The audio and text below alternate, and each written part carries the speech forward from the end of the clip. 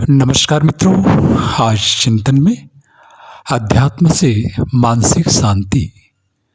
आध्यात्मिक जीवन आत्मिक सुख का निश्चित हेतु है। अध्यात्मवाद वह दिव्य आधार है जिस पर मनुष्य की आंतरिक तथा बाह्य दोनों प्रकार की उन्नतियां एवं समृद्धियां अवलंबित हैं।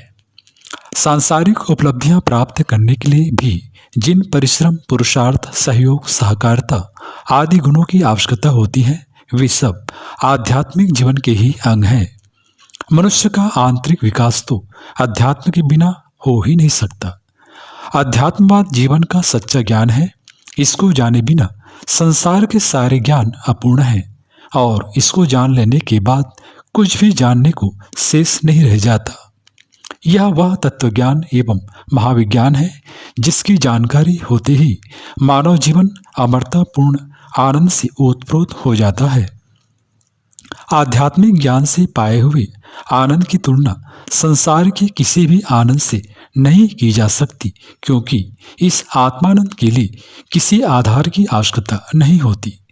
वस्तुजन्य मिथ्या आनंद वस्तु के साथ ही समाप्त हो जाता है, जबकि आध्यात्मिकता से उत्पन्न आत्मिक सुख जीवन भर साथ तो रहता ही है, अंत में भी मनुष्य के साथ जाया करता है। वह अक्षय और अविनश्वर होता है। एक बार प्राप्त हो जाने पर भी फिर कभी नष्ट नहीं होता। शरीर की अवधि तक तो रहता ही है, शरीर छूटने पर भी अविनाशी आत्मा के साथ संयुक्त रहा करता है। विपत्ति आने पर मनुष्य अपनी जितनी शक्ति को उद्विग्न और अशांत रहकर नष्ट कर देता है, उसका एक अंश भी यदि वह शांत चित्त रहकर कष्टों को दूर करने में व्यय करे तो शीघ्र ही मुक्त हो सकता है। आपत्तियों के आने पर घबराना नहीं चाहिए।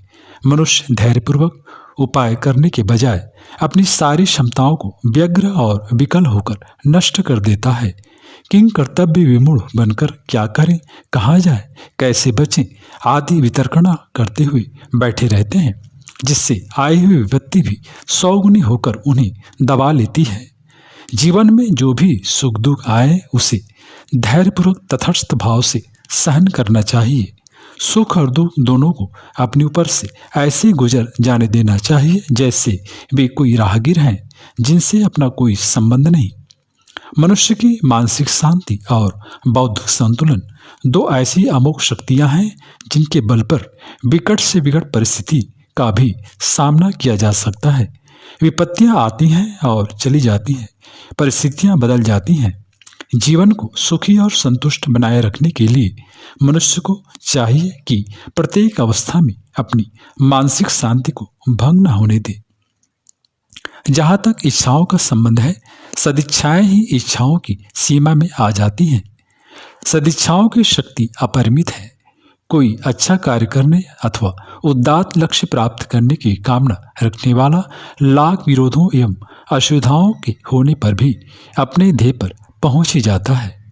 सदा सही में एक स्थायी लगन होती है जिससे वह अपने ध्येय के प्रति निष्ठावान होकर अपनी समग्र शक्तियों को लगाकर प्रत्येक में लगा रहता है।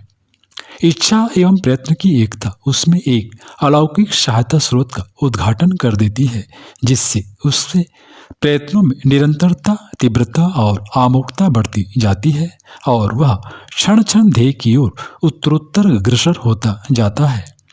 सदिच्छावान व्यक्ति में आशा, उत्साह, साहस और सक्रियता की कमी नहीं रहती और जिसमें इन सफलता वह गुणों का समावेश होगा, असफलता उसके पास आ ही नहीं सकती।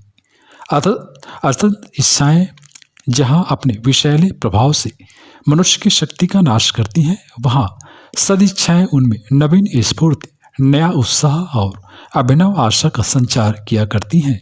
मित्रों, एक इच्छा, एक निष्ठा और शक्तियों की एकता मनुष्य को उसके अभिष्ट लक्ष्य तक अवश्य पहुंचा देती हैं। इसमें किसी प्रकार के संदेह की गुंजाइश नहीं।